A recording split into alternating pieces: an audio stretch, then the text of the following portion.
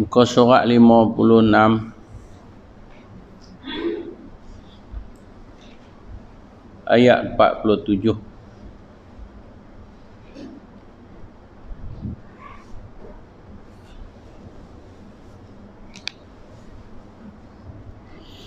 A'udzu billahi minasy syaithanir rajim.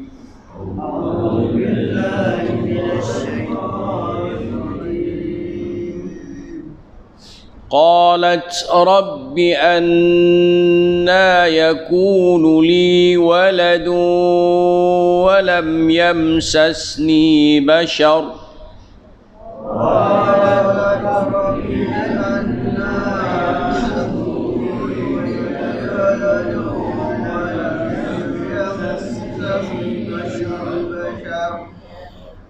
قال كذلك الله يخلق ما يشاء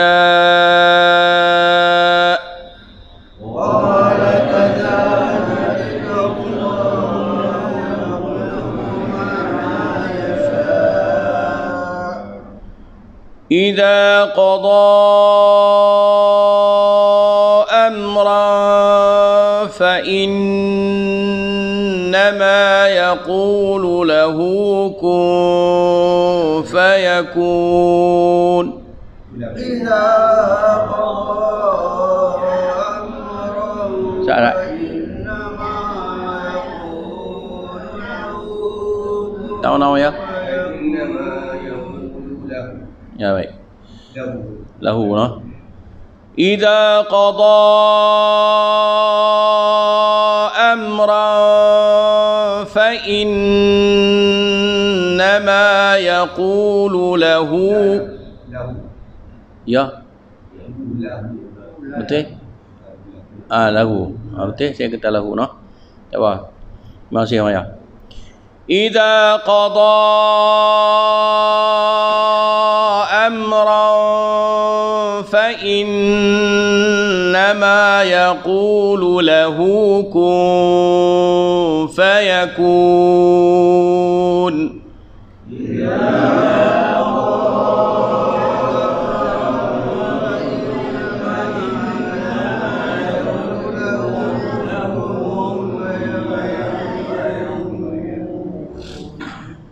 ويعلمه الكتاب والحكمة والتوراة والإنجيل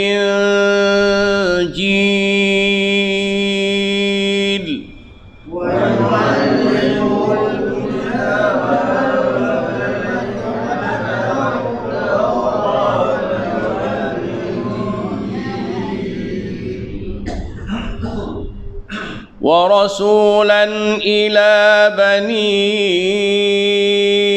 إسرائيل أني قد جئتكم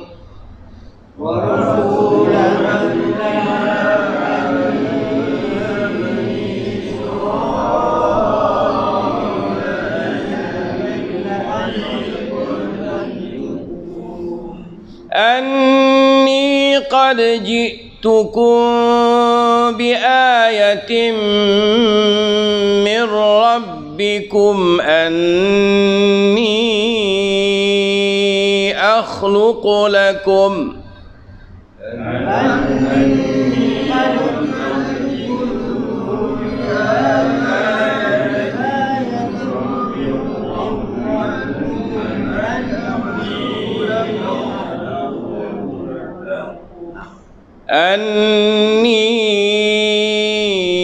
أخلق لكم من الطين كهيئة الطير فأنفخ فيه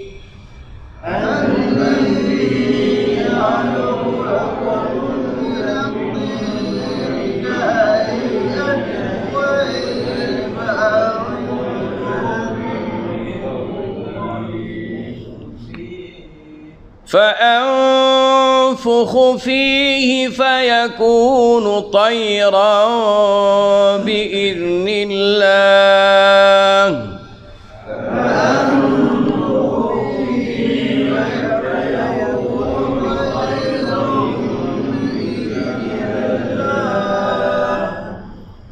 وأبرئ الأكمه والأبرص وأحيي الموتى بإذن الله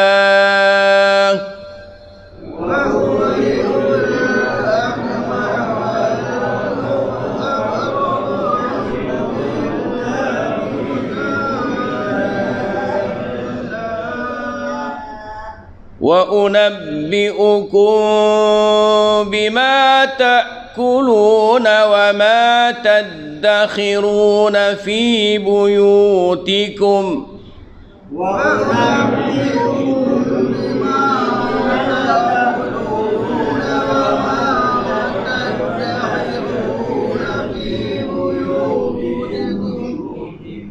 إن في ذلك لآية لكم إن كنتم مؤمنين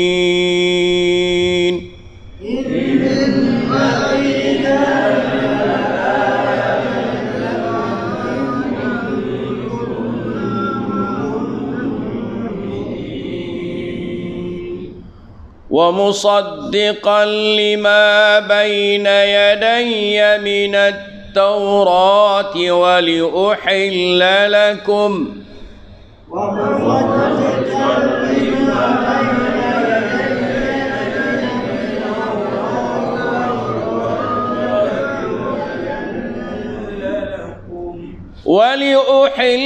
لكم بعض الذي حرم عليكم وجئتكم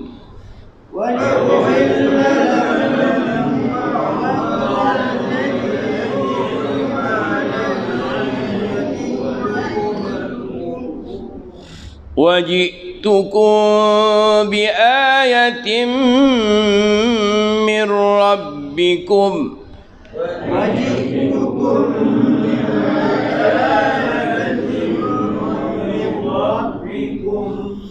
فاتقوا الله وأطيعون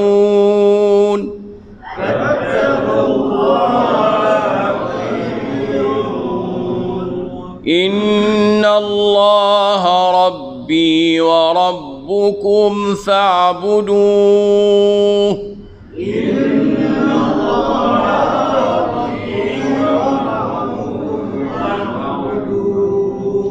هذا صراط مستقيم.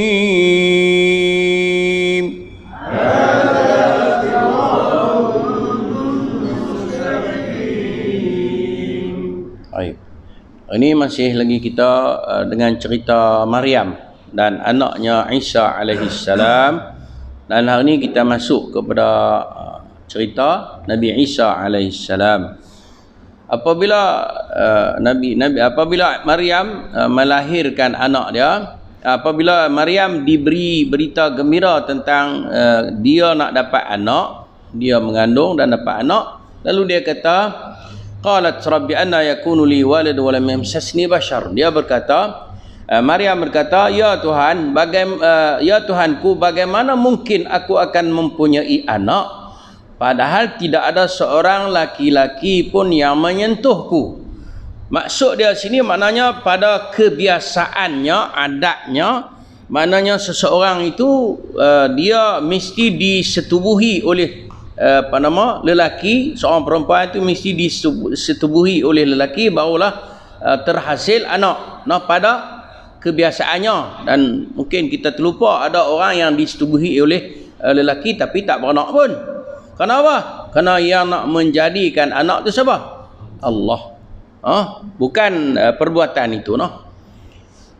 Dia, yakni Allah berfirman, demikianlah Allah menciptakan apa yang dia kehendaki. Okey, tuan-tuan dan puan muslimin dan muslimat, kita berada pada ayat 47.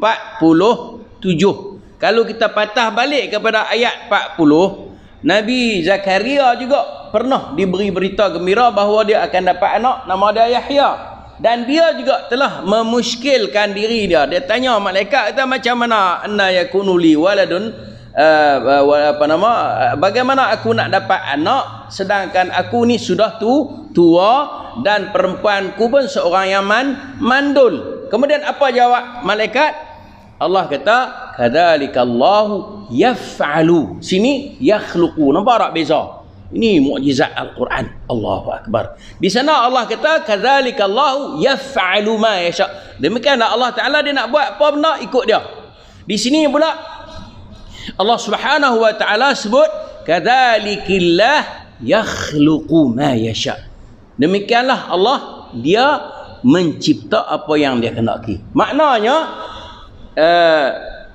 Yahya lahir hasil daripada persetubuhan di antara Zakaria dan isterinya. Tetapi Maryam tidak berlaku persetubuhan. Maknanya Allah Subhanahu wa taala yang menciptakan Isa di dalam perut mak dia. Sini sebab itu disebut di sini yakhluq, mencipta. Di sana yaf'al, Allah Taala buat. Allahu akbar. Ini adalah mukjizat Al-Quran, dan inilah nak abang bagi kata Al-Quran ini adalah satu benda yang tidak ada siapa boleh cipta macam dia. Kita pun jumpa di dalam surah Al-Baqarah, in kuntum fi raibin mimma nazzalna ala abdina fa'tu bi suratin min mislih. Kalau hangpa rasa ragu-ragu dengan Al-Quran yang diturunkan kepada hamba kami ni, hangpa kata dia yang buat, sila bawa mari ayat yang serupa dengan dia. Tak boleh buat. Tak boleh buat. Dan mereka memang begitulah keadaannya. Kebanyakan ulama mufassirin menyebutkan bahawa nabi-nabi itu diberikan mukjizat berdasarkan kepada situasi umat itu. Kalau zaman Nabi Musa tu banyak orang sihir, maka diberikan benda yang boleh mengatasi sihir kepada Nabi Musa. Tongkat dia jadi ular lah, macam-macam. Nah, zaman Nabi kita SAW banyak orang pandai bercakap, banyak orang pandai bernasyid, banyak orang pandai ni. Jadi Allah Ta'ala bagi mukjizat yang boleh menyaingi ataupun melawan, memusnahkan kepandaian itu, iaitu Al-Quran. Jadi Al-Quran ini satu benda yang siapa pun tak boleh lawan dia. No? Begitu juga Nabi Isa AS. Sekali kita tengok mukjizat Nabi Isa AS lagu mana pula. Kenapa? Karena situasi pada ketika itu menghendakkan begitu. No? Jadi Allah Ta'ala beri kepada Nabi-Nabi, Rasul-Rasul itu mukjizat untuk mengatasi keadaan tersebut. Okay. Dia hendak demikian apabila dia hendak menetapkan sesuatu, dia hanya berkata kepadanya jadilah, maka jadilah sesuatu itu. Tu noh. Jadi kita faham elok ayat 47 ni Allah Ta'ala gunakan kadzalikillahu yakhluqu ma yasha. Allah kata guna yakhluqu. Ayat 40 dalam surah yang sama Allah Ta'ala gunakan perkataan yaf'alu. Yaf'alu mana buat. Allah Ta'ala buat apa benda yang dia nak buat. Okey. 48. Wa yu'allimuhul kitaba wal hikmata wat taurata wal injil. Dan dia, yakni Allah, mengajarkan kepada Nabi Isa kitab, menulis. Sebab zaman tu banyak orang tak pandai menulis, jadi Allah Ta'ala ajar Nabi Isa boleh menulis, jadi boleh mengatasi orang lain. Hikmah, kebijaksanaan, ilmu. Taurat ni diturunkan kepada siapa? Nabi Musa. Tetapi Allah Ta'ala beri kepada Isa ni ingat apa isi kandungan Taurat, sedangkan orang lain tak ingat. Itu kelebihan. Taurat ni diturunkan kepada Nabi Musa, tetapi Allah Ta'ala jadikan Isa ni menghafaz, dia ingat isi kandungan Taurat dan Injil. Begitu juga Injil, memang Injil itu diturunkan kepada Nabi Isa AS. Ini kelebihan yang Allah Ta'ala beri kepada Nabi Isa, yang apa nama, sebagai apa? Sebagai pengiktirafan, sebagai bukti bahawa dia memang rasul daripada Allah. Wa rasulan ila Bani Israel, dan dia dilantik sebagai rasul kepada Bani Israel. Dia berkata, risalah dia tadi ni, apa nama kata apa, objektif daripada pengutusan dia kepada Bani Israel itu apa? Dia kata, aku telah datang kepada kamu dengan sebuah tanda mukjizat daripada Tuhanmu, iaitu ini di antara mukjizat daripada aku membuatkan bagimu sesuatu dari tanah berbentuk seperti burung, lalu aku meniupnya, maka ia menjadi seekor burung dengan izin Allah. Ini kelebihan mukjizat. Dia ambil selut, dia ambil tanah liat, dia tempah-tempah jadi bentuk burung, kemudian dia tiup, lalu burung tu terbang.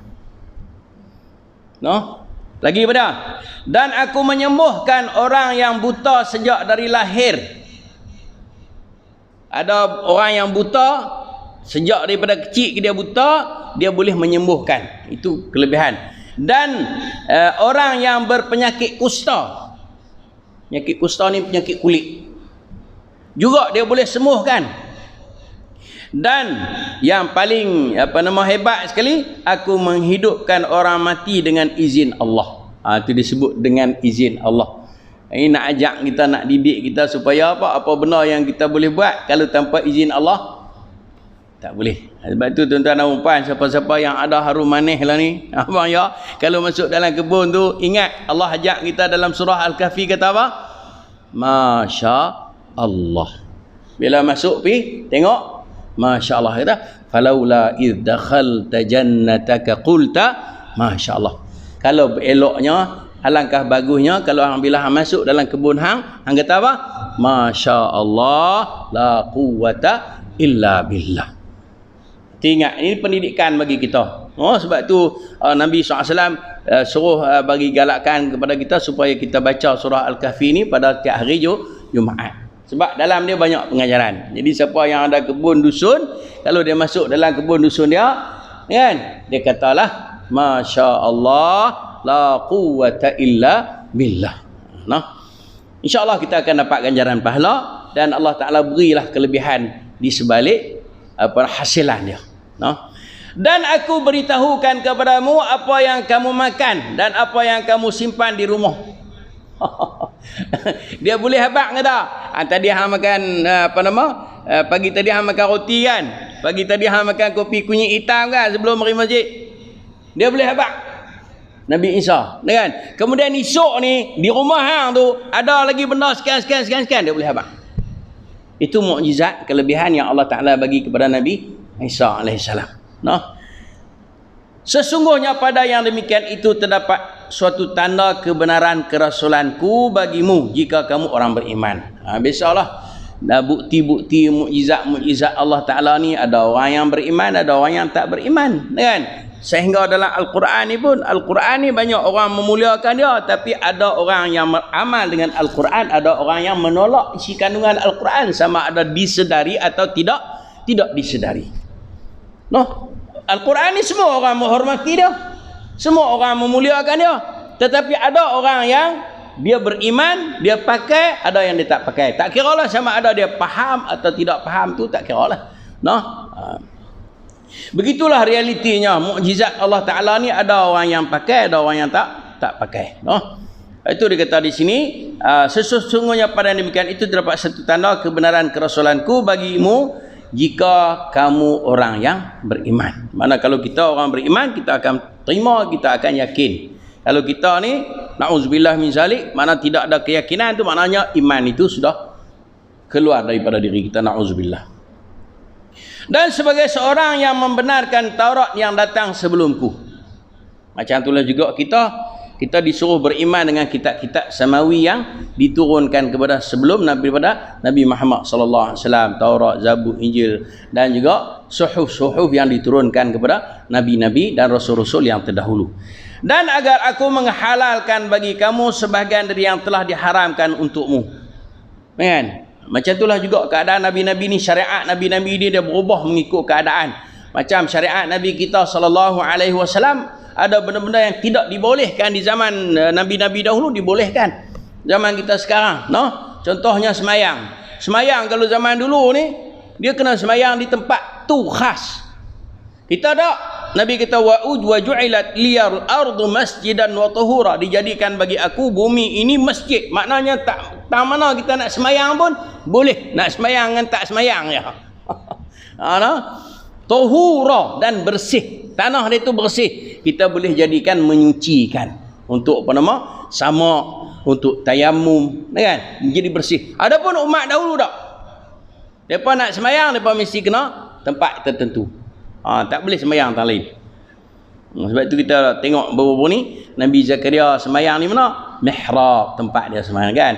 Isa apa nama? Maryam pun ada tempat semayang dia khas. Tak semayang ikut merata macam kita. Kan? Itu kita macam kita masjid kita ni tempat sini kita panggil Dewan Musalla kan. Tapi waktu Covid dulu kita tak bagi orang luar masuk di sini, kita suruh semayang di luar tu. Di luar tu boleh semayang. Nampak tak? Tapi kalau cara syariat dulu kan, kalau dah datang ni diisytihar tu bagi tempat semayang, tak boleh lah. Dan aku datang kepadamu membawa satu tanda mukjizat dari Tuhanmu, kerana itu bertakwalah kepada Allah dan taatlah kepadaku. Kata Aisyah kepada kaum dia. Sesungguhnya Allah itu Tuhanku dan Tuhanmu, kerana itu sembahlah dia. Inilah jalan yang lurus. Begitulah juga para rasul dan nabi-nabi alaihi wassalatu wassalam. Macam itulah syariat keadaan mereka, kerja mereka. Walaqad ba'athna fi kulli ummatin rasulan an ya'budullah wajtanibut taghut. Demikianlah kami utuskan pada tiap-tiap umat itu rasul, kerja daripada supaya memerintah orang beribadat kepada Allah dan menjauhi taghut, yakni yang lain daripada Allah. Jadi muslimin dan muslimat, moga-moga Allah Subhanahu wa taala menambahkan keimanan dan ketakwaan kita kepadanya pada setiap masa dan ketika, agar kita bertemu dengan Allah Subhanahu wa taala dalam keadaan radiyatan mardiyah. Aqul qawli hadha wa astaghfirullahal azim li wa lakum. Sallallahu ala Muhammad walhamdulillahi rabbil alamin. Subhanakallahumma wa bihamdika asyhadu an la ilaha illa anta astaghfiruka wa atubu ilaik. Assalamualaikum warahmatullahi wabarakatuh.